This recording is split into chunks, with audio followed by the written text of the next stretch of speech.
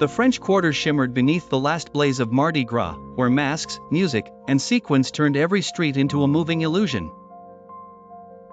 On Esplanade Avenue, Vincent Devereaux's mansion rose behind iron gates, its white columns and shadowed balconies speaking of old wealth and newer secrets.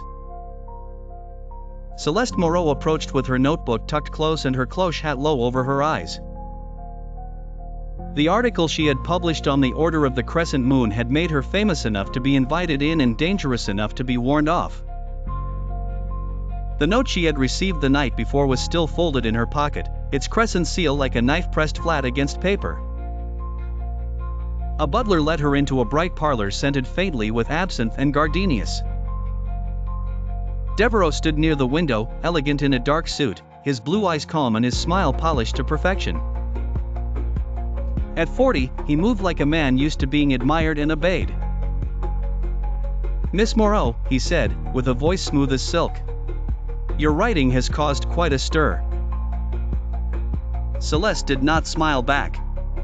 "6 people are dead, Mr. Devereaux. Lavigne, Thibodeau, Leclerc, Clara Beaumont, Dupont, Martineau. All of them connected to your circles. I came for answers." He poured 2 glasses of absinthe and offered one as if they were meeting for a social call instead of a confrontation. "You speak of circles and orders as if New Orleans were a machine with one hidden wheel. The deaths are tragic, of course, but rumors have grown larger than the facts."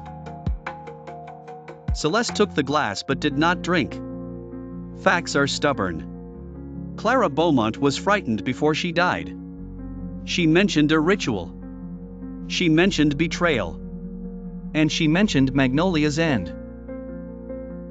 For the first time, something in Devereaux's expression tightened. It was brief, but Celeste caught it. Then he laughed softly, and the mask returned. "Clara was troubled," he said. "She imagined threats everywhere. I tried to help her.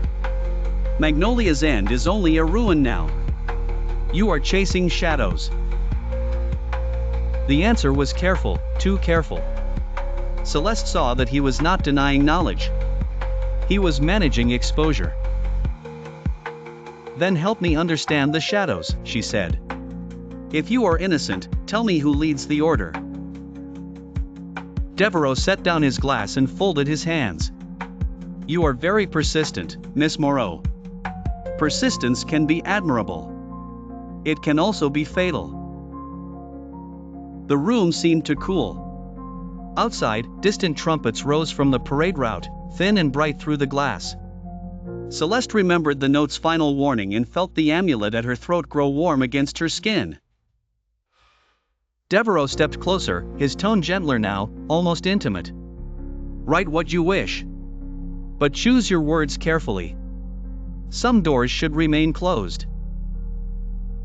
He escorted her to the door with perfect manners, his hand brushing her arm in a gesture that was courteous enough for witnesses and threatening enough for anyone who understood him.